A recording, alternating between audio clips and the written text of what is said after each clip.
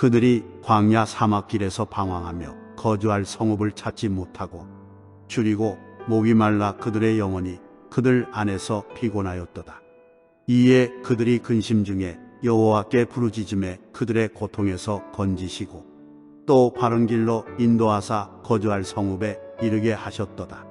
여호와의 인자하심과 인생에게 행하신 기적으로 말미암아 그를 찬송할지로다. 평생 목회를 하고 은퇴한 지 얼마 안 된 큰 목사님 집에 강도가 들었습니다. 칼을 들이대면서 식구들을 한 방에 몰아넣고 죽고 싶지 않으면 다 내놓으라 이렇게 위협을 합니다. 목사님 부부가 생명의 위협을 느끼면서 부들부들 떨면서 애원합니다. 제발 다치지만 않게 해주세요. 제발 목숨만 살려주시면 가진 것 다 드리겠습니다. 이렇게 말을 하면서 교회에서 은퇴 자금으로 받은 통장까지 모조리 다 내놓으면서 강도에게 줍니다.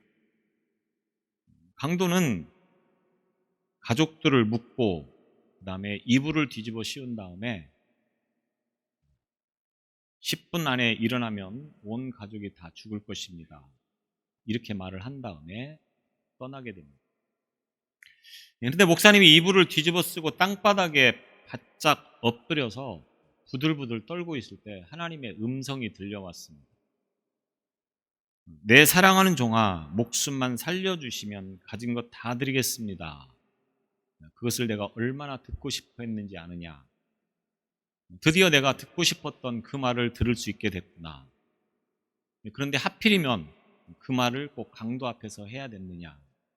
이런 음성이 들렸다고 합니다. 여러분은 여러분의 생명이 누구의 것이라고 생각하시면서 지금껏 살아왔습니까?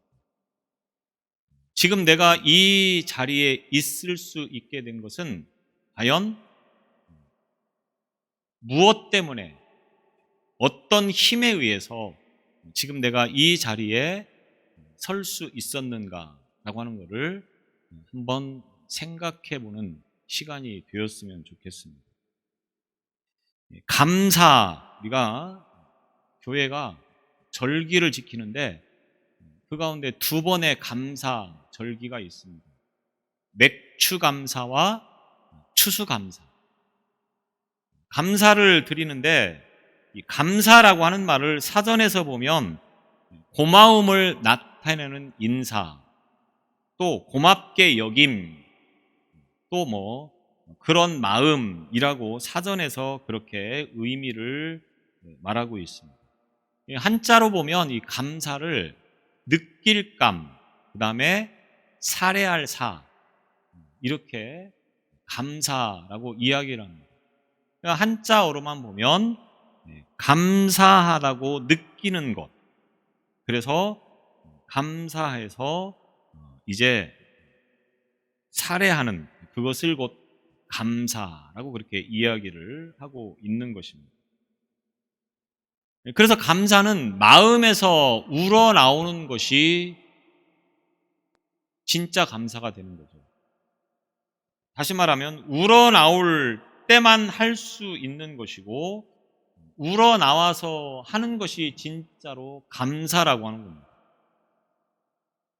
여러분은 지금 하나님 앞에 감사의 예배를 드리고 있다라고 할 때에 그러면 이 예배가 정말로 감사한 마음으로 예배를 드리고 있느냐라고 하는 거죠. 진짜 마음에서 우러나와서 감사를 하고 있습니까? 아니면 교회에서 절기로 정해놓고 지키니까 어쩔 수 없이 참석을 하고 있습니까? 아마도 많은 분들이 감사를 강요하는 날이라고 생각할 수도 있을 것 같습니다. 무슨 말이냐? 감사절이 되면 설교자들이 성도들에게 감사합시다라고 설교를 합니다. 뭔 감사를 하여튼 쥐어짜서라도 감사할 내용을 가지고 감사를 해야 된다. 이것이 설교의 내용인 경우들이 많다고 하는 거죠. 그러다 보니까 성도들은 자연스럽게 진짜 감사해서가 아니라 과연 내가 감사할 것이 무엇인가를 억지로 찾아서 겨우 이제 나와서 감사의 예배를 드리는 경우들이 참 많다라고 하는 겁니다. 물론 하나님께 마음이 온전히 담긴 벅찬 감사를 드리는 성도들도 분명히 있을 줄로 압니다. 그런데 성도들 가운데는 정말로 마지못해서 감사거리를 겨우 찾아서 감사를 하는 그런 성도들도 있습니다. 심지어는 아무 생각 없이 예배를 보러 오는, 오늘도 감사 주일이구나, 맥주 감사 주일이구나, 오다 보니까 맥주 감사 주일이 됐고, 그래서 그냥 적당히 1시간 예배를 드리면서 가시는 분들도 분명히 있을 줄로 압니다. 따지고 보면 우리가 살아가는 모든 순간순간 감사하지 않을 이유들이 과연 있을까요? 내가 여기까지 오는 동안에 생각해 보면 감사하지 않을 일들이 과연 있었겠느냐라고 하는 것입니다. 하나님께 감사하는 방법에는 3가지가 있다고 그렇게 말을 합니다. 먼저는 하나님께서 나에게 이것을 해 주시면 제가 감사하겠습니다. 이런 사람입니다. 조건적인 감사죠. 하나님께서 나에게 이것을 해 주시면, 이 기도를 들어주시면, 또 내가 이렇게 계획하고 있는데 이것이 이루어질 수 있도록 해 주시면 감사하겠습니다. 아픈 환자가 이 아픔에서 건강을 회복시켜 주시면 제가 감사하겠습니다. 이렇게 감사를 하는 조건적인 감사라고 하는 것입니다. 그래서 그렇게 안 해주면 감사하지 않겠다, 일종의 이런 협박 같은 그런 내용의 감사가 될 수가 있겠습니다. 또 하나는 이렇게 해 주셔서 감사합니다. 하나님께서 나에게 이렇게 해 주셔서 감사합니다 라고 하는 감사가 되겠죠. 사실 당연한 감사의 내용입니다. 따지고 보면 당연히 하나님께 감사를 해야 될 것들이라고 하는 겁니다. 물론 그마저도 감사할 것들이 많은 것들이 있음에도 불구하고 감사하지 못하는 사람들에 비하면이야 그렇게 감사할 수 있는 것들이 참 감사한 거죠. 그런데 짐승도 감사할 줄 아는 것을 봅니다. 요즘 애완 동물들을 집에서 많이 키우는데 그 애완 동물들도 먹을 거를 주면 어떻습니까? 굉장히 꼬리치면서 감사한 마음을 표현하는 것을 볼 수 있습니다. 마땅히 받은 것에 대해서 감사할 줄 아는 게 동물입니다. 그런데 하물며 사람이 돼서 감사할 것들이 있음에도 불구하고 감사하지 않는 것은 죄송한 표현이지만 개만도 못한 거죠. 여튼 받은 것에 대해서 감사할 이유가 있어서 감사하는 그런 감사가 있습니다. 마지막 3번째로는 그럼에도 불구하고 감사하는 신앙입니다. 누가 봐도 이거는 감사할 이유가 안 되는데도 불구하고 감사하는 신앙. 여러분이 그런 감사를 해보신 적이 있으십니까? 이거는 감사할 내용이 아니고 사실은 원망하고 불평하고 따져야 될 내용인데도 그 내용을 가지고 감사를 하는 그런 신앙. 하나님은 오늘 저와 여러분에게 이런 신앙을 요구하실 줄로 믿습니다. 물론 생각해보면 감사하지 않을 것이 하나도 없고 감사할 내용이 아닌 것이 하나도 없습니다. 그런데도 문제는 그런 내용임에도 불구하고 감사하지 않기 때문에 말을 이렇게 표현한 것뿐이지 실질적으로는 우리가 감사하지 않을 것은 이 세상에 하나도 없다 이렇게 말씀을 드려도 아마 틀린 말이 아닐 거라고 봅니다. 여러분이 가지고 있고 여러분이 누리고 있는 것들이 과연 누구의 것이라고 생각하십니까? 내가 지금 손에 쥐고 있는 그것이 어떻게 내 손에 들어왔고 이것이 어떻게 내 것이 되었는가를 한번 돌아보자고 하는 겁니다. 많은 사람들이 내 능력으로 그리고 내 수고에서 얻어진 것이다. 이렇게 말씀하실 분이 분명히 계실 줄로 압니다. 내가 열심히 노력하고 수고해서 이것이 내 것이 되었다. 내가 평생 써야 될 것을 안 쓰고 먹어야 될 것을 안 먹고 열심히 일을 하고 모아서 이것이 내 것이 되었다. 내 집이 되었다. 내 차가 되었다. 이렇게 생각하시는 분들이 많이 있을 거라고 하는 겁니다. 물론 그런 부분도 없지 않아 있음을 인정합니다. 그런데 사람이 살아가면서 과연 내 능력과 내 수고로 인하여서 되어진 그런 것들이 많겠습니까? 아니면 내 능력과 내 수고와 상관없이 하나님께서 나에게 주신 것들이 더 많겠습니까? 예를 들면 사람이 공기 없이 살 수 있겠습니까? 여러분은 공기 없이 살아갈 수 있습니까? 햇빛 없이 살아갈 수 있겠습니까? 우리나라가 지금 굉장히 가뭄에 시달리고 있습니다. 어려움 가운데 있습니다. 이 비를 만약에 돈을 주고 사야 된다. 공기를 돈을 주고 사서 마셔야 된다. 햇빛을 돈을 주고 사서 쬐야 된다. 그러면 과연 사람이 이 세상을 살아갈 수 있을까요? 아무리 돈을 많이 벌어도 돈으로 충당되지 않습니다. 하나님이 이런 것들을 그냥 우리에게 무한 공짜로 제공해 주십니다. 그러다 보니까 이런 것들이 너무 익숙한 것들이 되어져 버리고 말았다고 하는 겁니다. 그래서 그 익숙함으로 인하여서 우리가 감사를 잃어버리고 살아가는 일들이 한두 번이 아니라고 하는 겁니다.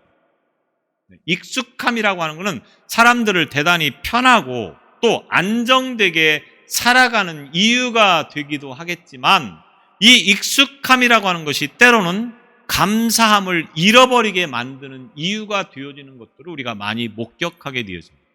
경험하게 되어집니다. 그래서 사실은 굉장히 감사할 것인데 감사할 내용인데 그거를 감사하지 못하고 살아갈 때가 많다고 하는 겁니다. 시편 전체를 통하여서 보면 29편의 감사의 시가 있습니다. 그리고 그 가운데 하나가 오늘 이 시편 107편의 말씀입니다. 이 107편의 말씀은 누가 지었는지 어떠한 배경에서 어떠한 이유에서 이 시를 지었는지를 정확하게 밝히고 있지 않기 때문에 사실은 의문인 거죠. 그런데 이 시편 107편의 내용을 보면 대부분의 학자들은 105편과 106편에 이어서 이제 이 시가 지어졌다라고 그렇게 이야기를 합니다. 105편의 내용을 보면 족장 시대부터 가나안 정복 시대까지, 이 족장 시대라 함은 아브라함, 이삭, 야곱 이런 시대가 되겠습니다. 이 메소포타미아라고 하는 곳에 살고 있던 아브라함이 하나님께서 떠나라 해서 도착한 곳이 어디입니까? 가나안입니다. 이곳 가나안에서 이제 정착을 해서 살기 시작하는 이 족장 시대부터 가나안 정복 시대까지. 그리고 106편의 말씀은 이스라엘이 애굽을 떠나서 홍해를 건너서 광야를 지나 그리고 가나안에 들어간 다음에 정착한 이후에 이 이스라엘이 다시 바벨론이라고 하는 나라에 의해서 나라를 빼앗기고 많은 백성들이 포로로 잡혀가게 되어집니다. 그리고 70년 만에 다시 고국으로 귀환을 하게 되는 거죠. 이 배경 하에서 지어진 시가 106편이라고 하는 것입니다. 그리고 이제 107편의 말씀은 그 역사적 배경을 토대로 해서 지어진 시가 107편이다. 그러니까 이스라엘의 역사를 돌아보면서 그 역사 속에서 하나님께서 함께 하심에 대해서 감사해야 된다고 하는 내용을 가지고 지어진 시가 바로 이 시편 107편의 말씀이라고 하는 것입니다.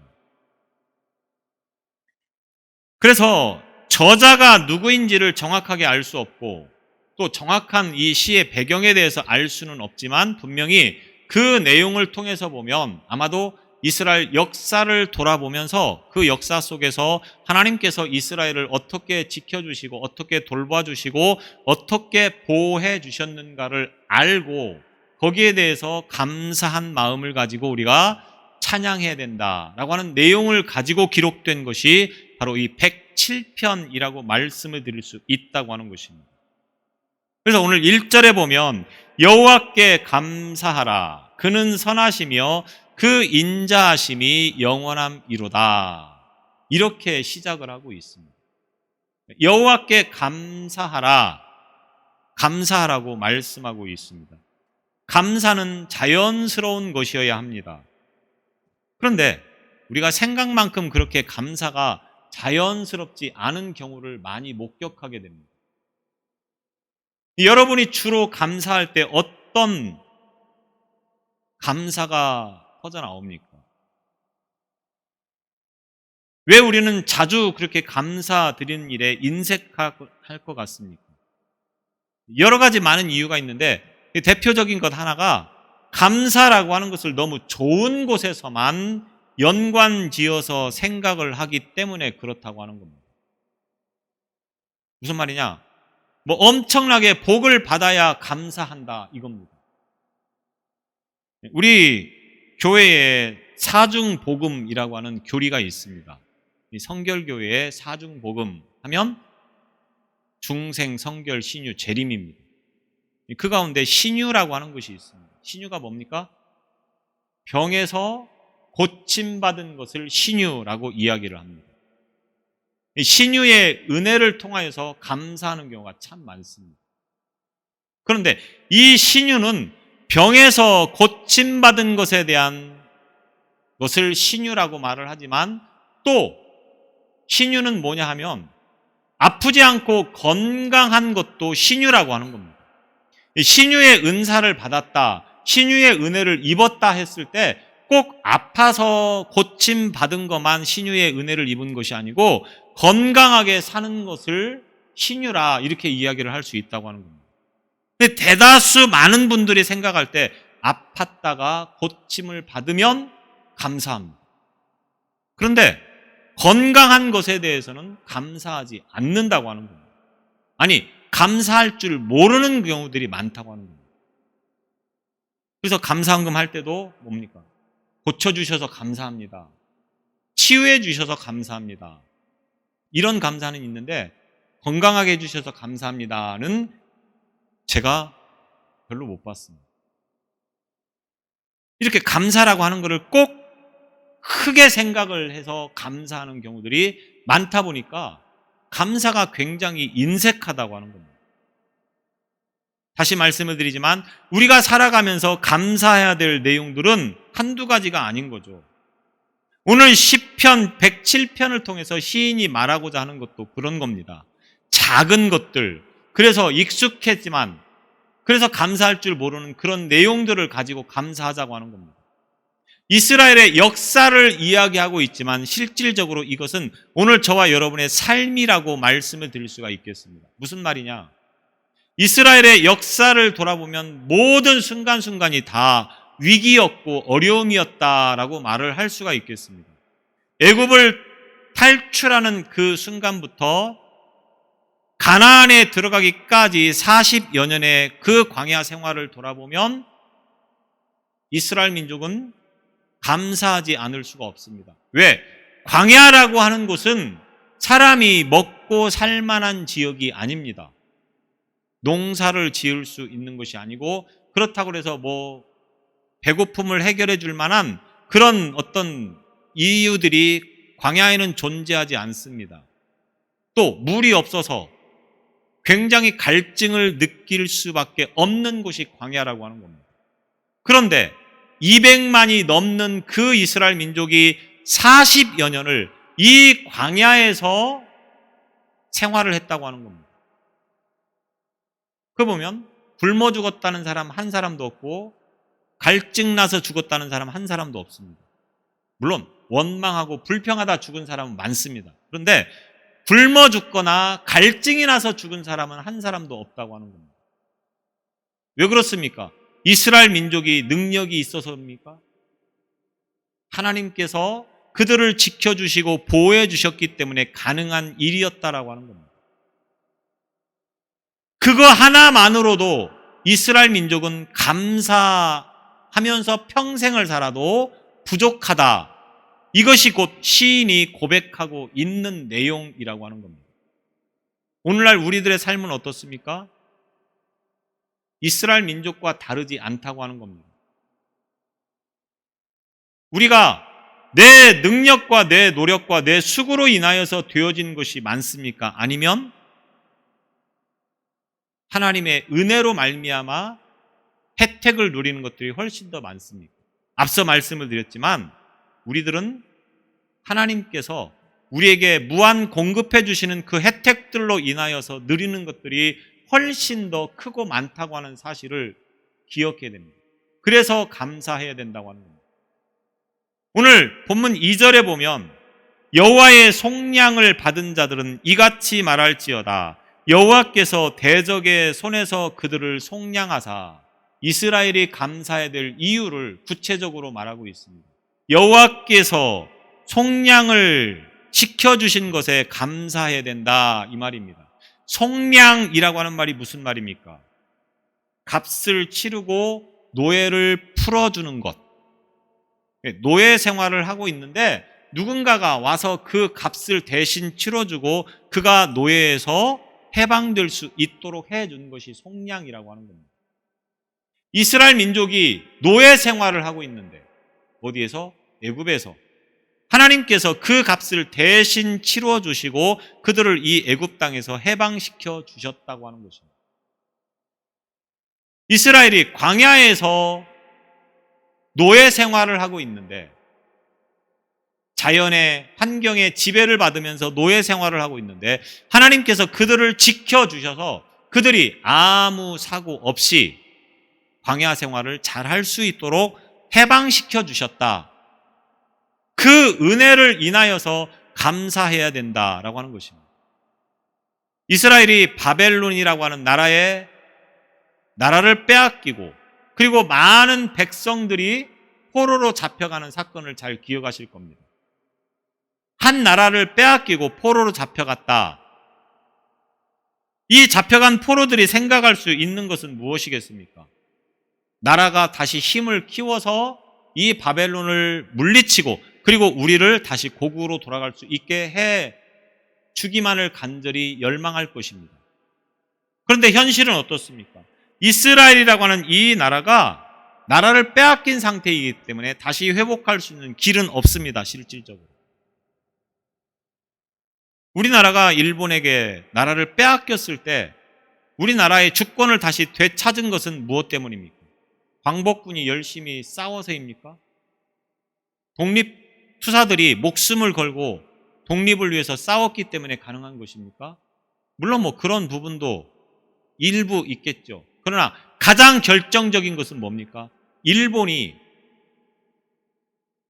미국한테 원자폭탄을 맞고 항복을 하면서 우리나라도 덤으로 해방을 얻었다고 하는 것입니다. 이스라엘이라고 하는 이 나라만을 놓고 볼 때에 포로들이 다시 회복될 수 있는, 귀환할 수 있는 길은 실질적으로 없습니다. 이스라엘이 다시 일어날 수 있는 방법은 없었다고 하는 겁니다. 그런데 하나님께서 그들을 사랑하셔서 그들을 해방시켜 주시고 이스라엘을 다시 회복시켰다고 하는 것입니다. 이 모든 것이 다 하나님에 의해서 되어진 것이지 이스라엘 민족이 잘나서 되어진 것은 아무것도 없다고 하는 것을 성경은 말씀합니다. 그런 모습들을 돌아보면서 감사해야 될 이유들이 얼마나 많으냐 이겁니다. 하나님께서 그렇게 해주시지 않으면 아무것도 할 수 없는 그런 상황에서 이스라엘 민족이 회복되었다고 하는 겁니다. 우리의 삶이 그렇다고 하는 것입니다. 하나님의 백성들인 우리들이 오늘에 이르기까지의 삶의 과정을 하나하나 돌아보실 수 있기를 바랍니다. 생각해보면 내가 잘나서 내가 능력이 있어서 여기까지 왔습니까? 하나님의 은혜가 아니었다고 하면 과연 내가 오늘 이 순간 이 자리에서 하나님 앞에 예배 드릴 수 있는 은혜를 누릴 수 있었겠습니까? 진지하게, 솔직하게 내 자신을 돌아보면 모든 것이 하나님의 은혜였고, 그래서 하나님 앞에 감사할 수밖에 없는 것이 내 삶이라고 하는 겁니다. 지금 이 순간에라도 하나님이 불러가시면 아직 때가 안 됐습니다라고 그 하나님의 부르심을 거역할 수 있는 사람이 있습니까? 아무도 없습니다. 하나님께서 오늘 저와 여러분에게 기회를 주셔서 지금 이 자리에 우리가 있게 되어진 것이고, 하나님께서 우리를 지켜주시고 보호하시기 때문에 오늘 이 자리에 있을 수 있다고 하는 것을 생각하면서 마음 깊은 곳에서부터 진심으로 감사하는 신앙이 될 수 있기를 바랍니다. 우리는 공짜로 구원을 얻었지만 하나님께서는 우리의 이 구원을 위해서 얼마나 많은 것을 버리셨습니까? 우리의 구원이 공짜로 얻어진 것이 아닙니다. 하나님께서는 그만큼의 아픔과 그만큼의 고통을 겪으면서 우리를 구원해 주셨다고 하는 것입니다. 독생자를 버리셨고, 예수께서는 자신의 몸을 십자가에 그 고난에 내어 주셨기 때문에 오늘 저와 여러분이 구원의 자리에 누릴 수 있게 되었다라고 하는 것입니다. 만약 이 은혜가 없었다고 하면 지금도 저와 여러분은 죄의 종노릇 하고 있었을 것이고, 죄의 사슬에 매여 있는 그 고통스러운 삶을 살아갈 수밖에 없는 존재라고 하는 것입니다. 그런 우리를 아무런 대가 없이 구원해 주셨다고 하는 것입니다. 이 하나만으로도 우리는 평생 감사하고도 모자랄 것입니다. 아직도 감사의 이유가 부족하십니까? 그래서 감사에 인색하십니까? 이 구원받은 것 하나만으로도 충분히 우리는 감사의 조건이 차고 넘친다고 하는 이 믿음이 되시기를 바랍니다. 그러면서 광야 여정을 회상하면서 그 과정에서 지켜주신 하나님을 향하여 감사해야 된다고 하는 것을 오늘 4절 이하로부터 말씀하고 있습니다. 그들이 광야 사막길에서 방황하며 거주할 성읍을 찾지 못하고 줄이고 목이 말라 그들의 영혼이 그들 안에서 피곤하였도다.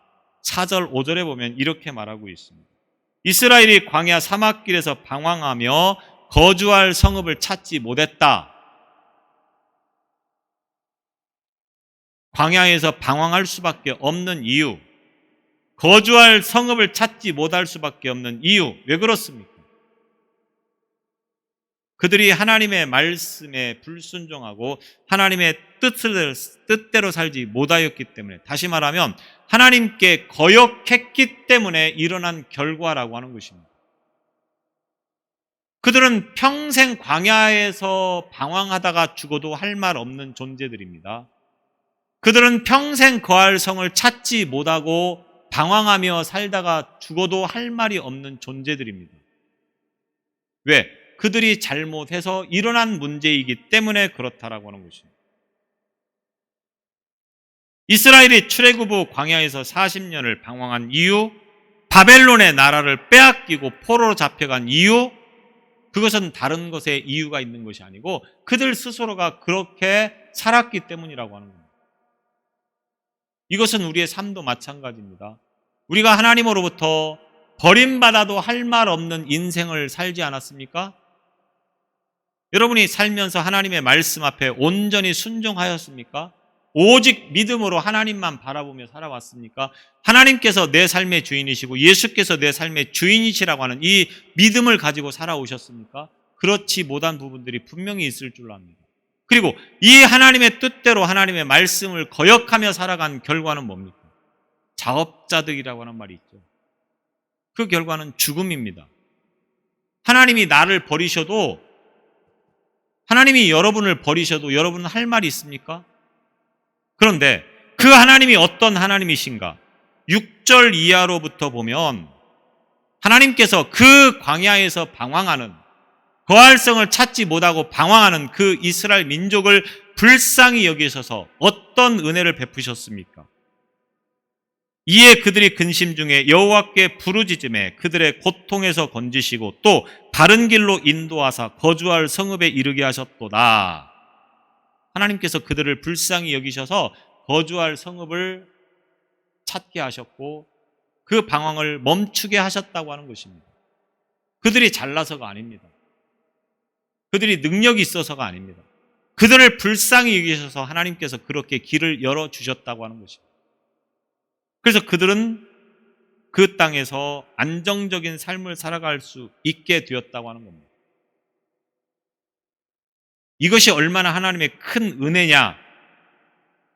하나님께서 그들의 삶을 보호하시고 하나님께서 그들의 삶을 지켜주시고 하나님께서 그들의 삶을 인도해 주셨기 때문에 가능한 일이라고 하는 것을 말씀하고 있는 것입니다.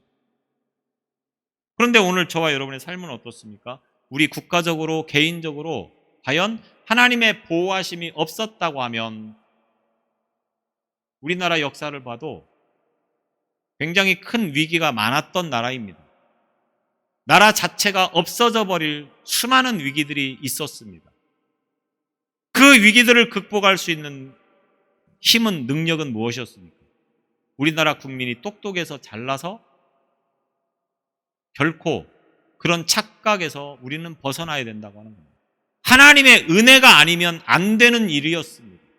그런데 우리를 불쌍히 여기셔서 이 나라가 여기까지 존재할 수 있도록 하셨다고 하는 겁니다. 개인적으로도 마찬가지입니다. 여러분이 그런 큰 위기를 만난 적이 없었습니까? 분명히 있었을 줄로 압니다. 그런데 하나님께서 보호하시고 하나님께서 지켜주시고 하나님께서 인도해 주셔서 오늘에 이르게 되었다고 하는 것을 이 아침에 다시 생각하면서 교회에서 절기를 지키니까 그냥 어쩔 수 없어서 감사하는 그런 감사가 아니고 마음 진심에서부터 감사드리는 그런 삶이 되시기를 바랍니다. 우리의 모든 것들은 다 감사 아니면 할 말이 없을 만큼 하나님께서 우리에게 은혜를 주셨음을 이 아침에 다시 생각하시면서 그 하나님께 감사하는 마음을, 믿음을 가지고 살아가는 오늘 저와 여러분이 되시기를 바랍니다. 기도하겠습니다. 모든 것이 하나님의 은혜로 이루어진 것이며 그 은혜로 인하여서 우리가 하나님 앞에 감사할 수밖에 없는 삶인 것을 이 아침에 엎드려 고백합니다.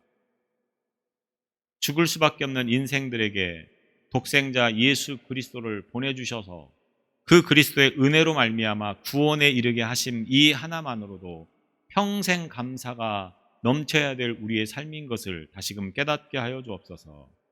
우리에게 수많은 감사의 조건들을 허락하신 그 하나님 앞에서 너무 익숙함으로 감사를 잃어버리는 어리석은 삶이 되지 않도록 오늘도 믿음으로 깨워 주옵소서. 이 아침에도 감사한 우리의 마음을 기뻐 받으시며 우리 가운데 평생 감사할 수 있는 믿음을 더해 주시기를 원하며 예수님 이름으로 기도드리옵나이다. 아멘.